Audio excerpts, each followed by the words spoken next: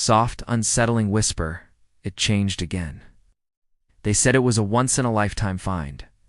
An antique mirror tucked away in the dusty attic of a flat near King's Cross Station. Kind of piece you imagine his stories to tell. Brought it down, cleaned the ornate frame, and hung it in the main hallway. It seemed to belong there, reflecting our new home back at us. But that first night, as I walked past, a chill ran down my spine.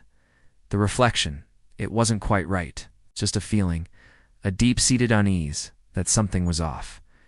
I tried to shake it, telling myself it was just the strange light of a new place. I was wrong. The next morning, we were all at the breakfast table, the usual chaos of toast and coffee. I glanced over at the hallway at the mirror, and my heart stopped. The vase of flowers we'd placed on the console table beneath it was gone from the reflection, just gone. I blinked, looked at the real table. The vase was still there. But in the mirror's world, it had vanished. I pointed it out, my voice trembling. Everyone stopped eating. We all stared. A nervous laugh broke the silence, someone suggesting it was a trick of the light, an odd angle. But we all knew something wasn't the same. The following day, it happened again. The reflection of the grandfather clock in the corner was frozen at a different time. The day after that, a chair that was empty in our reality held a dark, shadowy figure in the reflection. It was a subtle, terrifying game. Every single dawn, the mirror presented us with a new, distorted version of our home, a new reflection, a new reality staring back at us. We were living with a window into a world that was almost ours, but not quite. The changes were becoming more and more unsettling. We started to dread waking up, terrified of what we'd see next. We had to do something. Tried everything we could think of. First, we covered it with a heavy blanket. The next morning, we pulled it off, hearts pounding. The reflection had changed anyway. A painting on the wall was now hanging upside down. It was mocking us. We moved it to the spare bedroom, thinking a change of scenery might break its spell. We shut the door, locked it, and waited. The next day, we opened the door to find the reflection showed the room as it was, but with the window wide open, curtains billowing, even though we knew for a fact it was shut.